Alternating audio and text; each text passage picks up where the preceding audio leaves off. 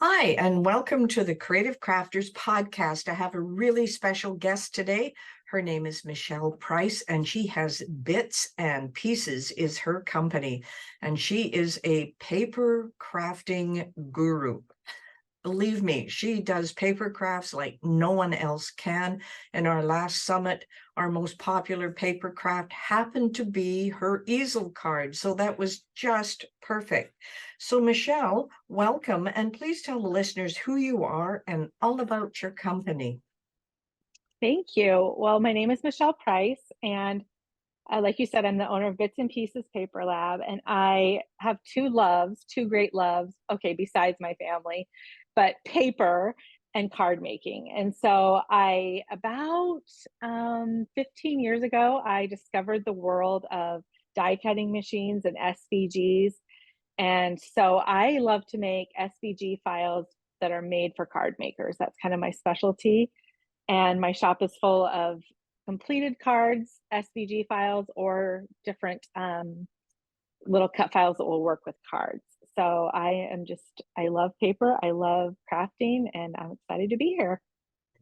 Yeah. So how long have you had your company with the paper crafts? Oh gosh, well, let's see. I think I actually got a silhouette when silhouette first came out. So I ordered it off like HSN or something, and it was super expensive. And to download an SVG file, it was $20 per SVG file. It was like the very beginning. So I actually had one of the first machines, and then I played around with it, and that was probably like 2005, I'm guessing. I kind of delved into the world of SVGs at that point. And then I worked for a while for a company named Pazzles, which creates a machine similar to a Cricut. And I was the crafty room editor there. So I designed thousands of files there. So I've just been designing cards and SVG files forever. It just sounds like it is so much fun. And then when we get into paper crafts, I mean, I could talk paper forever, but you're more of an expert on the paper side of things than most people. You're really privileged to work for a company called 12 by 12 Cardstock. So you must have access to some incredible papers to design things and to work with. And you were talking about scraps and saving those and making things from. So you sound extremely creative. So where do you get your inspiration? Well, I think I'm a little bit obsessed because I can go anywhere and something inspires me. I'll be at Old Navy and I'll walk by a t-shirt and I'm like, that's the cutest font. I need to recreate that little font creation they have. Or I'll see a card and I'll just fall in love with the color combo. And then I just can't stop thinking about it until I can go and use that color combo to make my own version. So everything in the world inspires me to make cards. I think I'm a little bit obsessed. Yeah, so do you do a lot of layered cards? So what is your favorite type of card to make? Oh, wow. Lately, I've been really obsessed with shaker cards. And I think it's something fun and I love it. And every time I send one, I always get a message that people are like, this is the coolest thing. So, shaker cards right now are my obsession, but I also really love fun fold cards. So, like unique folds and designs like that easel card that pops up. I did some Z fold cards. I love to create SVG files. I think, there's so many tutorials online for fun fold cards where you have to like measure and score and all of that. And once I realized that I can just make the templates on for my Cricut, it's amazing. So that's one of my favorite things to design because once I've created the template, I can just reuse it over and over again. And I have a lot of those in my shop because I love them so much. Yeah, exactly. There's so many different ways you can fold cards. It's absolutely incredible. I have a couple little sources and you're one of them for finding out all these different designs and different things you can do with them. Now, one thing with cards and folding, that's one thing, but what do you do for embellishments and that type of stuff? Well, I have a real problem with this because I tend to make cards that are too thick to mail.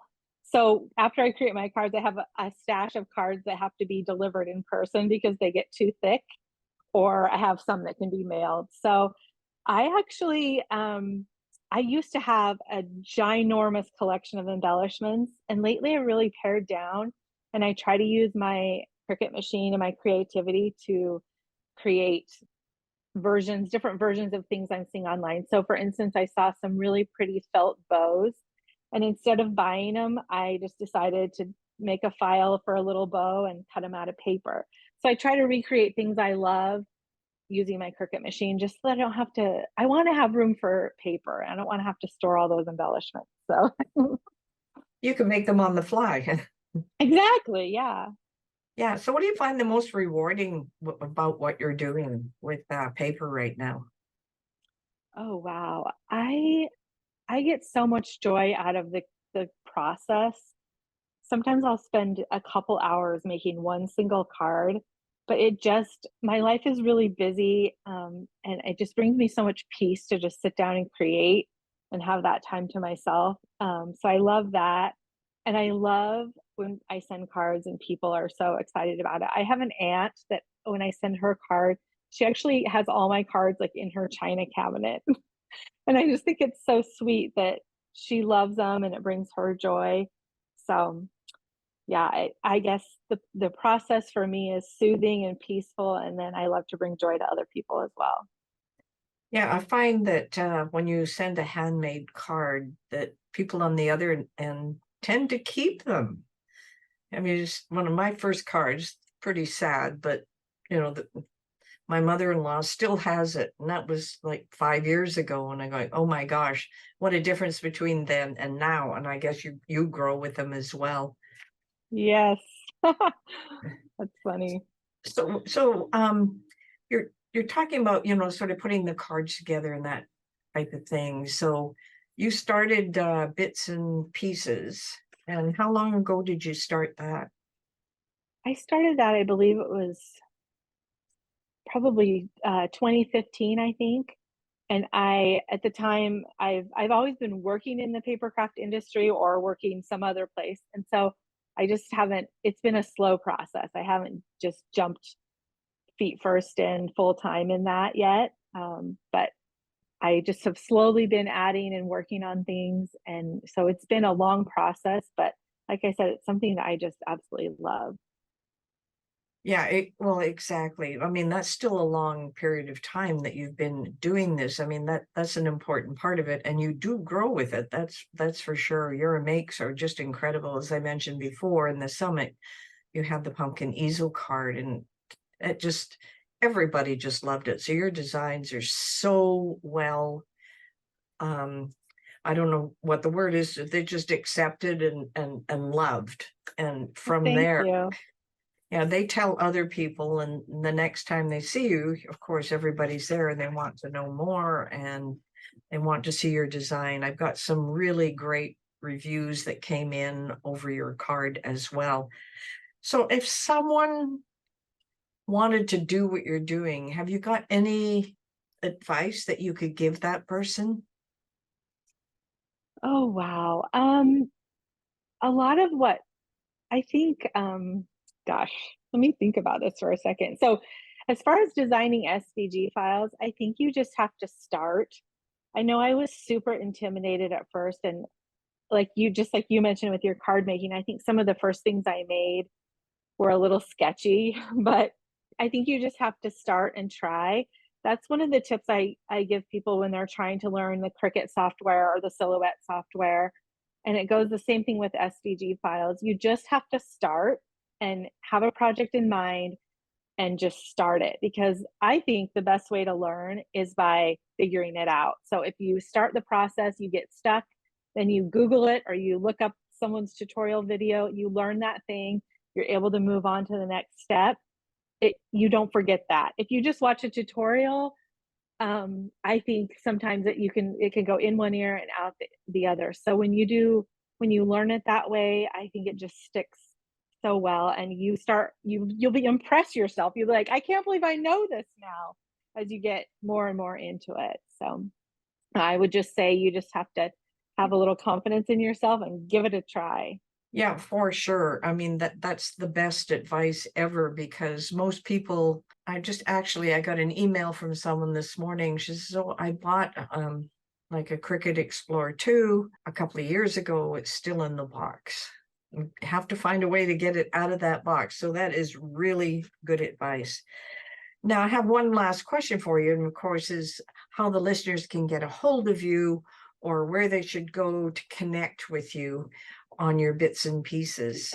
Well, I do have a website. It's bitsandpiecespaperlab.com, and you can go check out my shop there. I have some blog tutorials and a bunch of free cut files. I also have a newsletter where I send out free cut files as well. And I do have a code for your listeners if you would like that. The code is Crafty40, and that will get you 40% off cut files in my shop with a minimum of $5. And then I'm also over on Instagram at Bits and Pieces Paper. You can follow me there, just kind of see what's going on. But I'm pretty much everywhere at Bits and Pieces Paper. So okay, sounds great. Thank you so much, Michelle. This has been wonderful. So nice to actually see you and to talk to you in person. I've communicated you via email for a while, but it's great to actually meet you. It's been a pleasure. This has been the Creative Crafters Podcast, and we'll see you on the next episode.